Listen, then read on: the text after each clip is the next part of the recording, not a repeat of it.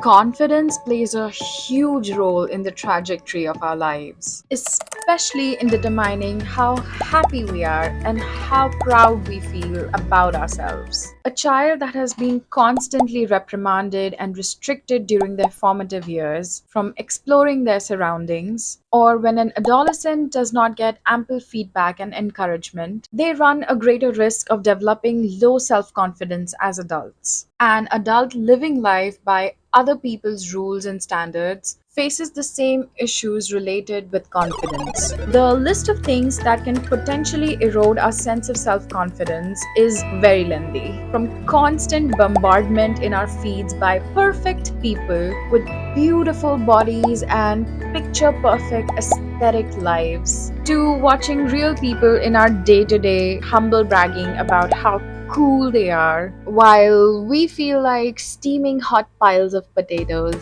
And no matter how much we love potatoes, they don't really strike us as symbols of confidence now, do they? Now, don't worry, all is not lost. The good news is that there are things that we can do to cultivate confidence and live a more meaningful life. Figure out where your lack of confidence comes from. So, first things first, find out the root of where your version of low confidence comes from. A good place to start would be through a self reflection activity like keeping a journal. So, for 1 week, record any thoughts that indicate low self confidence that keep popping up in your head. For each thought, ask yourself who and what told you that, and then decide if you want to allow that voice inside of your head to have authority over your beliefs in this stage of your life. Note down your reactions and create a plan of action to move forward. So by the end of the week, you will have some concrete set of evidence to rewire yourself. You need to determine what self-confidence is according to you. It has to be tailor-made to fit your needs specifically. It has to be personal to you. It does not have to make sense to other people.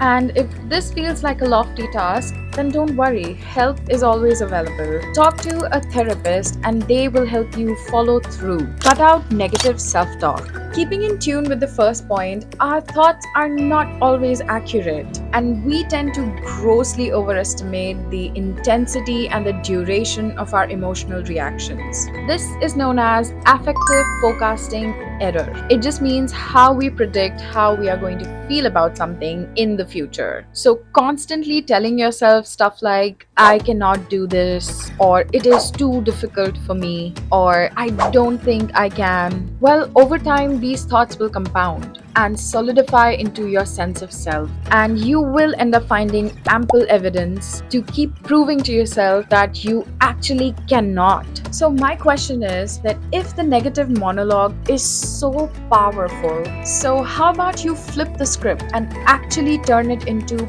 positive self talk? Every time a negative, self defeating reminder pops up inside your mind, stop it right then and there and rewrite it with a more actionably empowering one. Because if you think you can, then you actually might.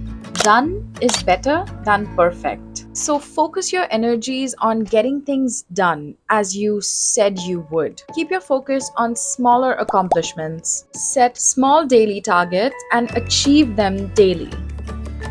This will help you feel much better about yourself and add towards your overall sense of self confidence in your ability to take on bigger challenges. You have to remember that real progress is always incremental. Just because something looks like it happened overnight does not mean it actually did. It took resilience and someone's confidence in themselves to make it happen, no matter what. So let me ask you, if not you, then who? If not now, then when? Do not be afraid to be a fool. It is just a sillier way to say face your fears. Face your fears, man. They hold the key between who you are right now and who you want to be in the future. Your ideal self. The greater the discrepancy between these two, your real self and your ideal self, the higher the disharmony you will feel within. So take away the pressure.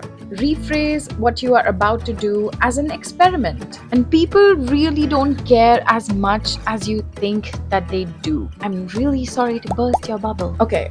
Take a second to think about this. How much time do you spend in your day thinking about other people? That should be a good enough estimate to gauge how much they may be thinking about you. So set yourself free. The best time to do something was yesterday, and the second best is, well, right now. And some amount of stress is actually good for us. It helps us stay sharp, and it's called eustress. So use that stress to your advantage. And you might just learn that being a little anxious and making a few mistakes here and there isn't really as bad as you thought. And each time you move forward, you gain a little more confidence in yourself.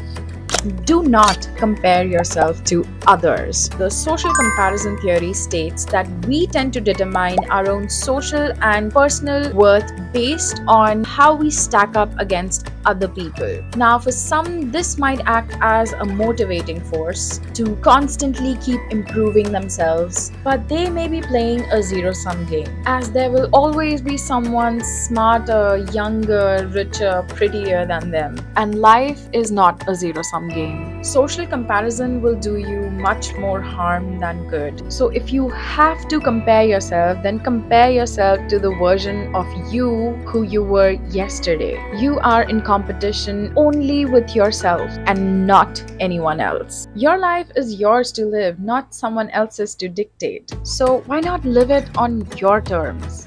So I would like to conclude this video by saying, show yourself some tender love and care. Did I time that right? There is seen a positive correlation between self-compassion and self-confidence. So the next time you find yourself in a challenging situation, recognize that being imperfect and falling short sometimes is just part of being human. Listen to me. Failure does not mean that you lose all faith in your abilities. You learn from them and then you try again. I will see you in the next one.